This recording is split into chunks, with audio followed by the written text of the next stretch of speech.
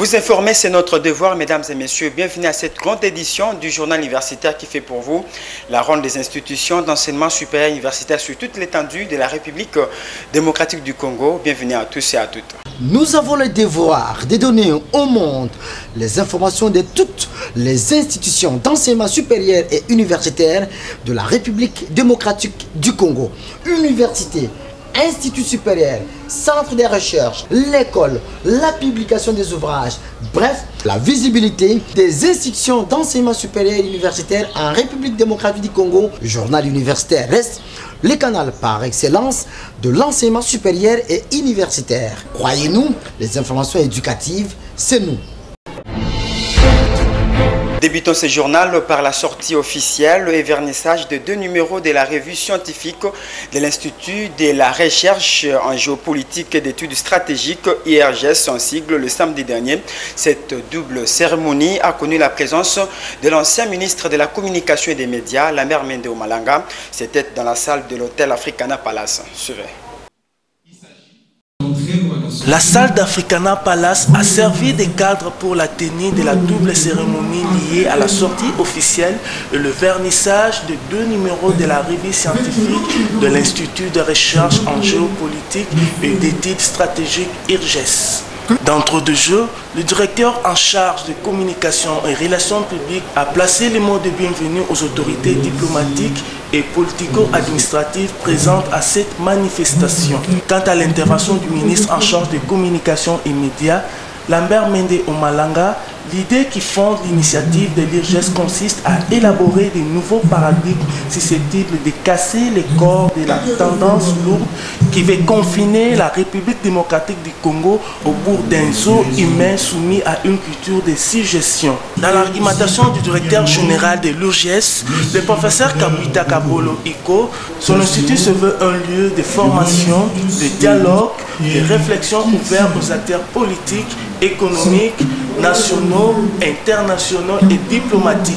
Après échange avec l'assistance, l'heure était au vernissage du premier et deuxième numéro de la revue scientifique intitulée Intelligence stratégique, baptisée par le ministre des Communications et Médias.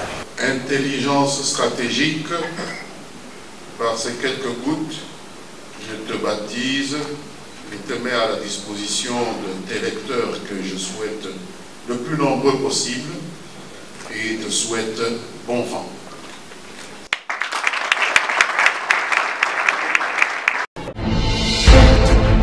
Revenons à Kinshasa où l'Institut supérieur de l'Académie des Beaux-Arts, en collaboration avec le collectif La Solidarité des artistes pour le développement intégral, ont procédé à l'exposition de leurs œuvres d'art. Ces assises dénommées Focus Inter-Influence ont pour objectif de faire la restitution des masterclass créés et éveillés.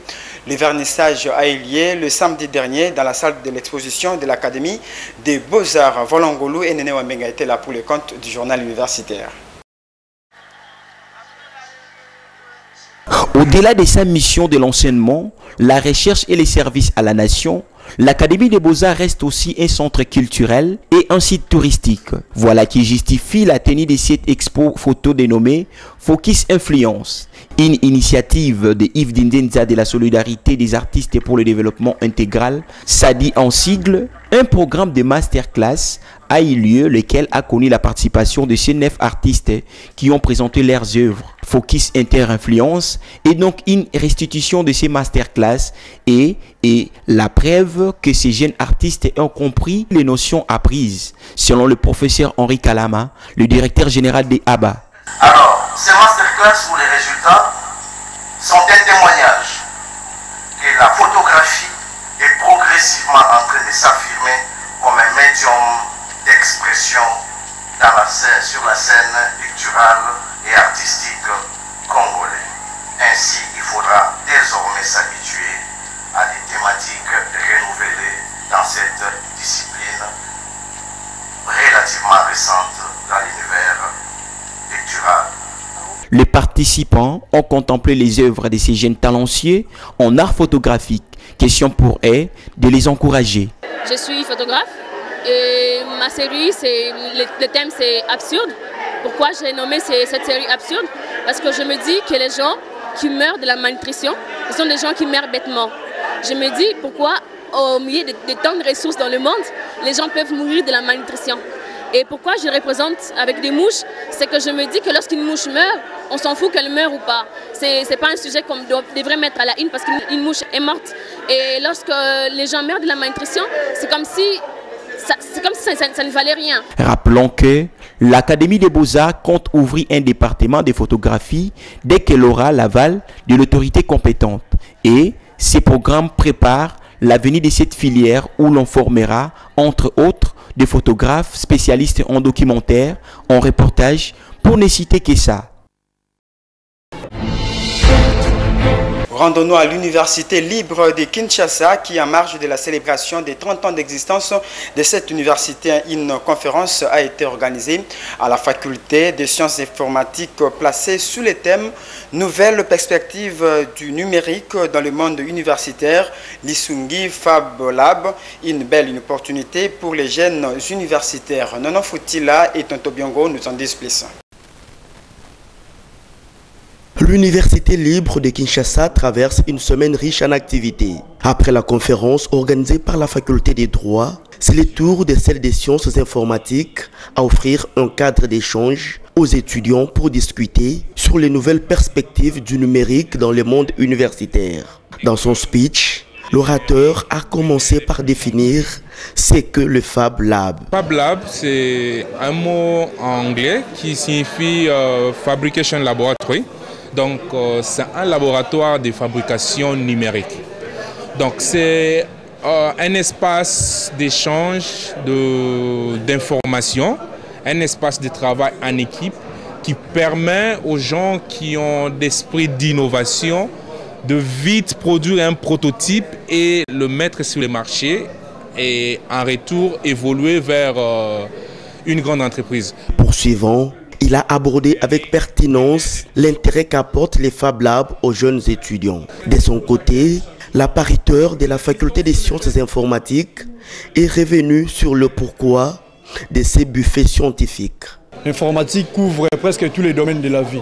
Lorsqu'on veut être un très bon informaticien, on ne doit pas se limiter aux différentes matières qui sont enseignées par des professeurs, chefs de travaux ou assistants. Un étudiant doit enrichir ses connaissances, doit apprendre aussi à travers des colloques, des forums, des séminaires, ainsi de suite. Raison pour laquelle, dans le cadre du partenariat entre l'Agence universitaire de la francophonie et l'ULK, la faculté des sciences informatiques a voulu faire bénéficier des étudiants en informatique de l'ULK des connaissances sur les MOOC, sur le blog, sur le numérique en général. Donc c'était très important parce que nos étudiants doivent aussi connaître qu'ils ne sont pas appelés à chercher toujours de l'emploi.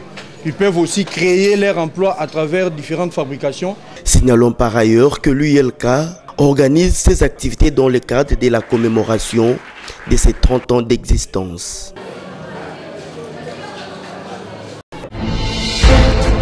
Parlons également de la cérémonie des réjouissances des lauréats de la faculté de médecine de l'université Simon Kimbangu. Au total, 90 candidats ont été lancés au service de malades au centre d'accueil kimbanguiste de Kinshasa. N'est-ce pas Marcelo Kalinda? Devant leurs membres de famille et invités, ces nouveaux lauréats de la faculté de médecine se sont rencontrés pour célébrer ensemble la fin d'un long parcours académique. La salle Maman Mouilou